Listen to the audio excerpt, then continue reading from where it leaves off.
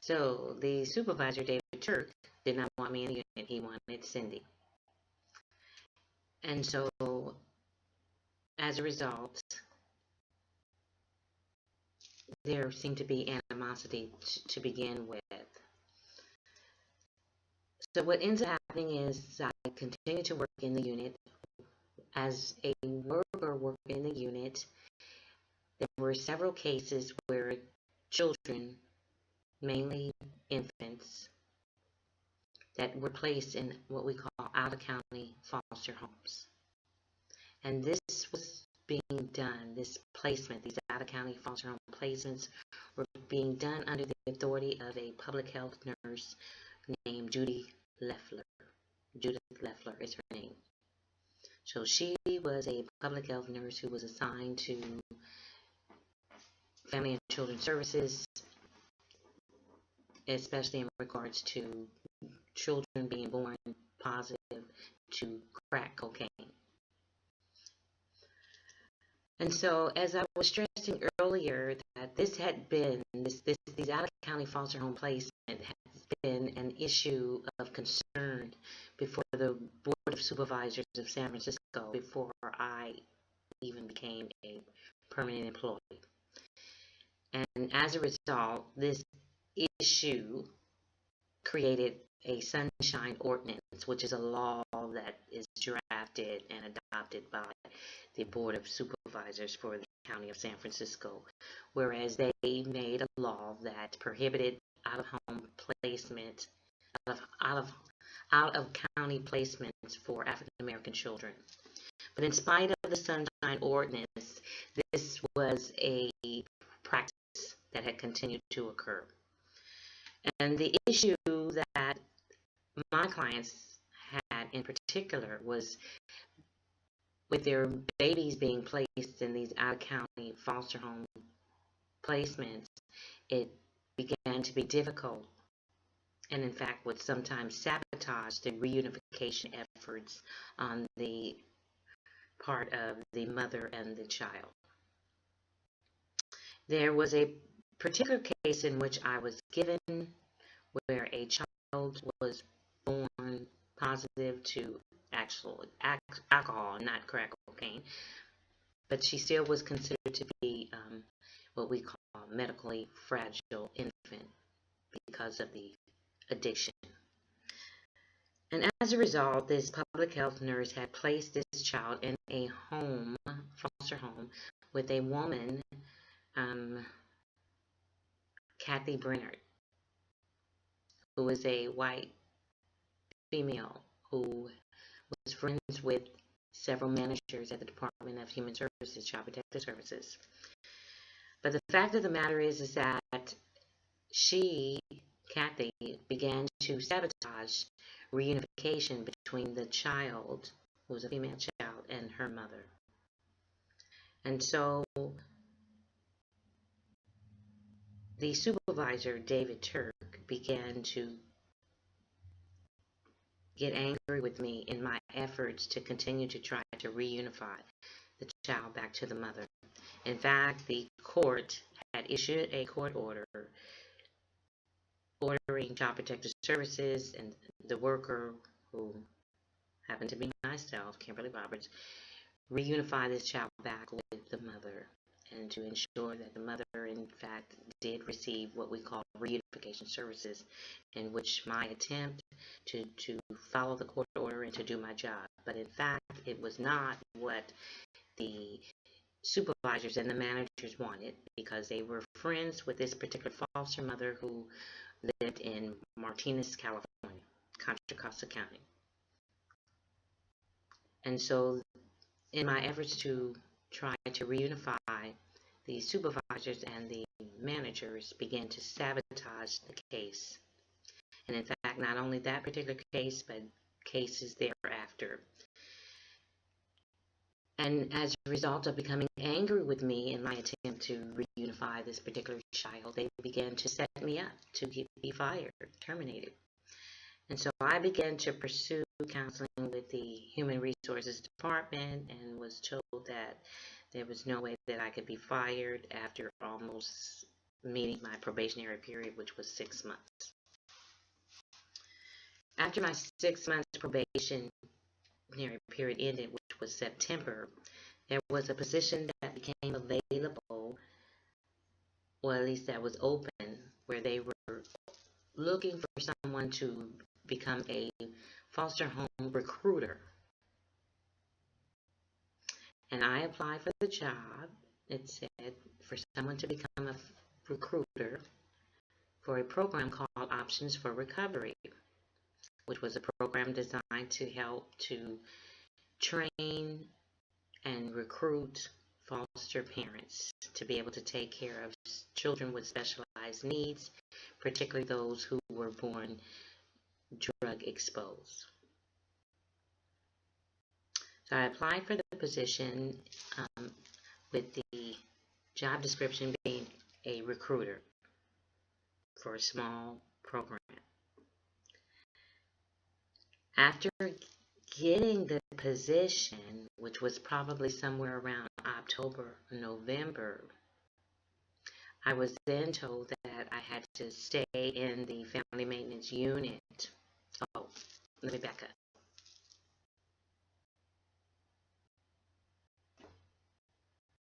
I'm sorry.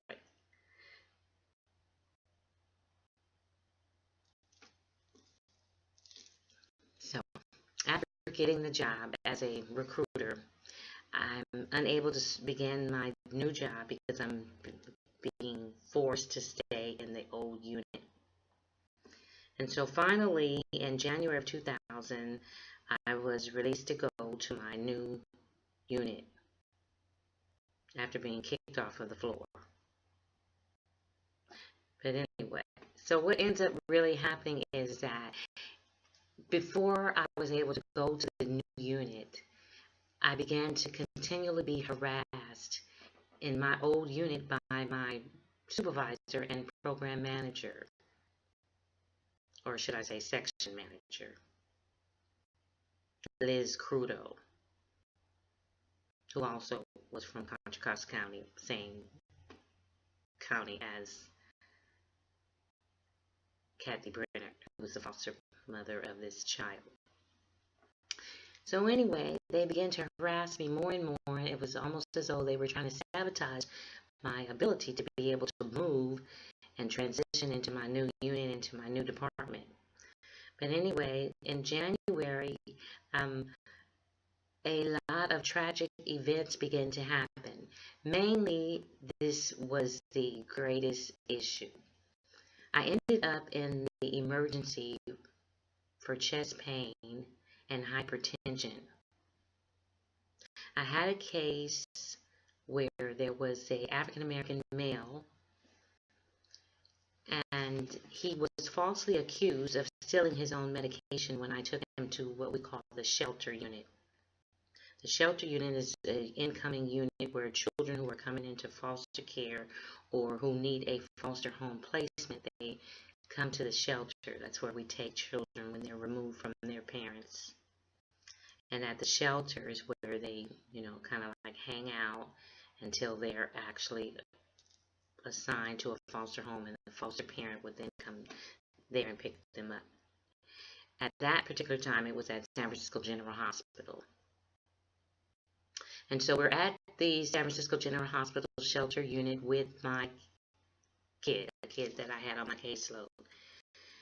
He was a 16-year-old African-American male who had been living with his auntie, but the auntie did not want him to return home, and so he really shouldn't have never have been assigned to the family maintenance, family reunification unit, because there were no reunification services being offered. So, and this particular kid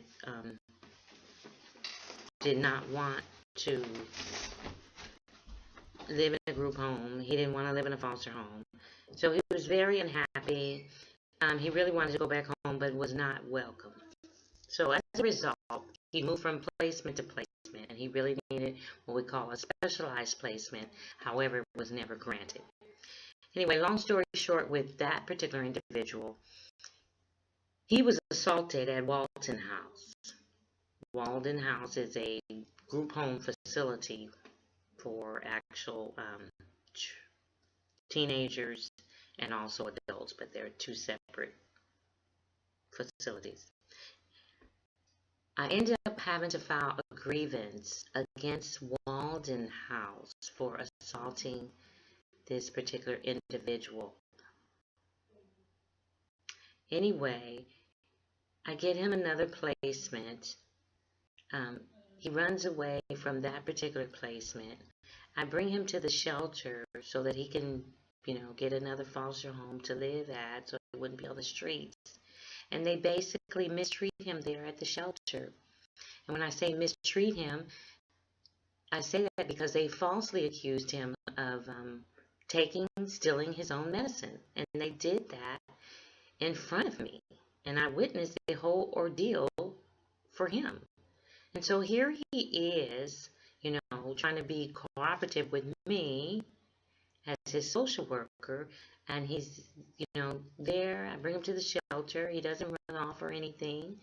And he's, saying, okay, Kayla, I'm going to sit here while they give me another foster home to go to. And he has some medical conditions, so he has albuterol and something else, some allergy medication with him. I have the medication. I give it to the intake person, and they somehow misplaced it. And as a result, they start accusing the kid of stealing his own medicine. And he got so angry because they began to ask him to take off his hat and take off his jacket. So I'm certain that he felt like he was being searched for his own medicine. Anyway, he began to get very angry and frustrated and ran off. And as a result, I ended up in the emergency myself. It was a traumatic experience for him, and it certainly was very overwhelming for me. Why? Because he was being falsely accused of something that he had nothing to do with. And instead of the CPS workers in the shelter unit taking responsibility and accountable for what they had done with the child's medicine, they decided that they would just, falsely accuse him. So this is January of 2000. And so this is how I first ended up with my first work comp claim.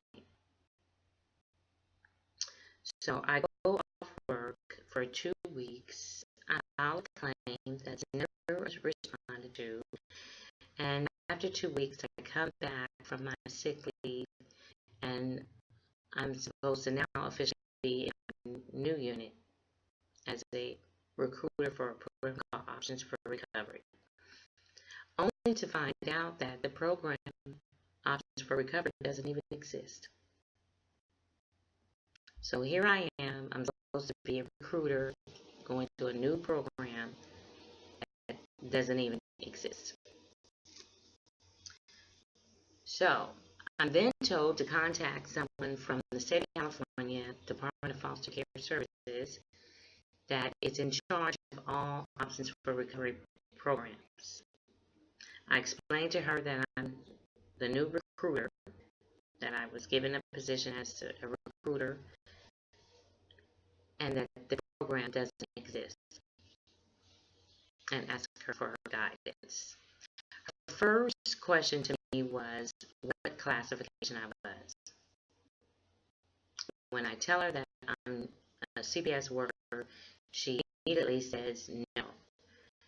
Asked me, was I promoted? I couldn't have been promoted if I was only a CPS worker, because the position was for a person 2 levels higher than CPS workers.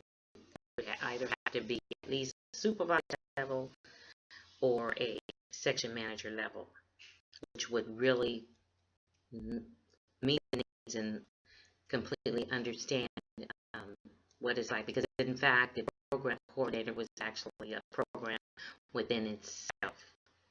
So it's basically kind of similar to what we would call in Child Protective Service like a program manager, but instead of being called a program manager, you'd be called a program coordinator.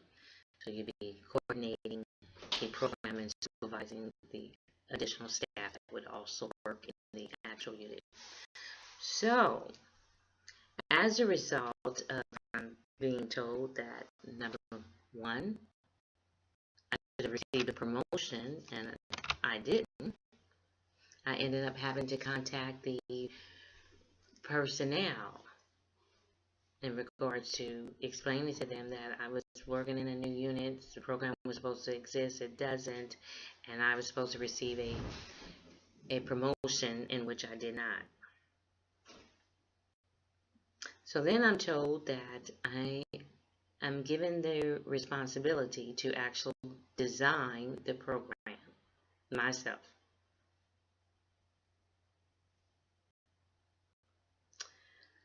As a result of given that responsibility to actually develop and design the program, I set out to attempt to do so.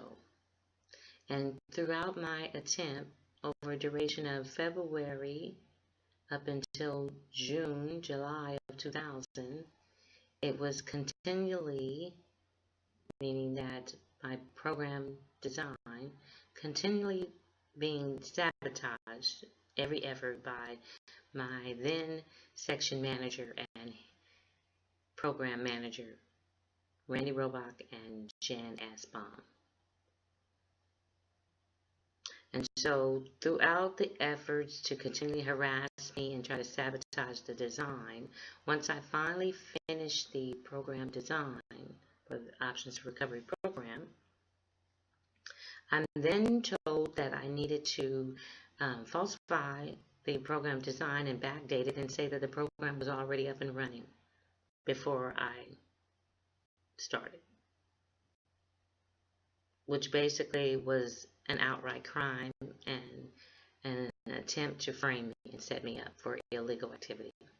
And I say that because certainly the three of us all had master's degrees. And so it didn't take my initials and my signature to sign off on an illegal document. Either one of the two of them certainly could have done that.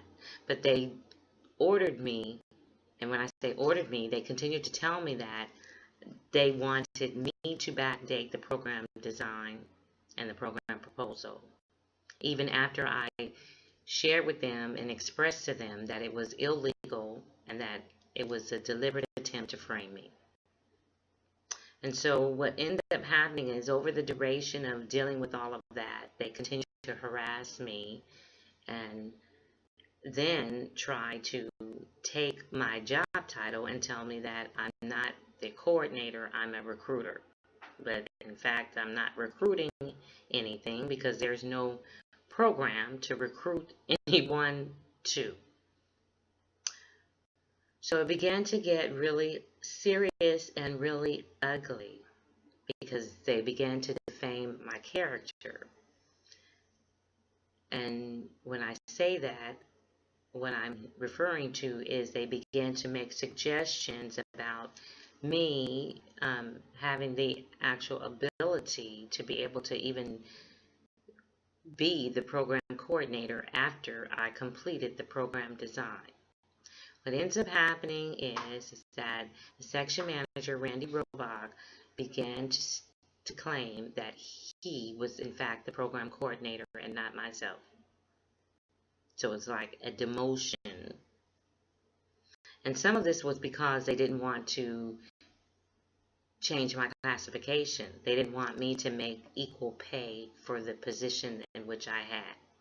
They wanted me to do the job, but they didn't want to pay me. And so when the Human Resources Department began to tell them that this was out of compliance with civil service rule and that something had to change because I couldn't work out of my classification under civil service rule. So what ends up happening is I go and see the Board of Supervisor, who is Amos Brown, to try to seek some assistance and some help in this nightmare that I was living. And so after that meeting, I was then told, okay, well, you are the program coordinator. So I began to draft a letter requesting my change of classification and change of pay. Jan Esbaum is the program manager that I submitted the letter to per personnel director. After receiving the letter, Jan Esbaum writes me a letter back about 4 days later stating that I, in fact, did not design the program, that I, in fact, only helped Randy Robach design the program. All of this being untrue. And in fact, Jan Esbaum knew it. So they just, developed this letter that they were going to write in the denial of my pay increase and the denial of my classification change and the denial of me to seek or to obtain the benefit. During this time, I had went to the FBI. And the reason that I went to see the FBI is because while I was at City Hall after my meeting with Amos Brown, I came downstairs and I felt that I was being threatened, meaning that my life was being threatened. What ends up happening is on my way out is I was called over to the reception area. There was an African-American receptionist there, and she had a newspaper article. In the newspaper article, there was an African-American female who was from the Bayview, Hunters Point area, and she had been kidnapped and taken across the Golden Gate Bridge after the kidnapping. That's mostly what I remember about the newspaper article. And so what the woman said, which I knew was an intimidation tactic, was to me that sometimes women like yourself end up in the wrong place at the wrong time. Now, I saw that as a direct threat on my life. So here I am being coerced and basically outright ordered to falsify a program design that was going to receive, or did receive, 70% of the funding from the federal government, 25% directly from the state of California, and a 5% match from the city and county. So that's issue number one, which was already bad enough. It's like, here I am supposed to, design a legitimized program to help children and families in foster care so that it will make the transition for reunification and specialized training better than what it already is, in addition to increase the amount of foster homes within the city and county of San Francisco. And here I have people who are supposed to be educated and working with children in foster care, outright criminals, because their main objective was just to basically take the money and use me to do it with my master's degree. And in addition to having set me up to criminalize me. And certainly they weren't, saying all that, but that's basically, in fact, what it is and what it was.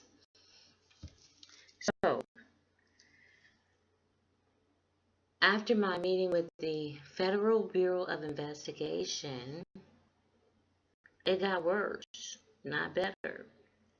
Meaning that the situation at work got worse. Because I went to the FBI on June 20th. And within 30 days from that meeting, I was out of work I was being set up to be taken off on what we call a compensatory leave, which means that you're medically unable to do your job.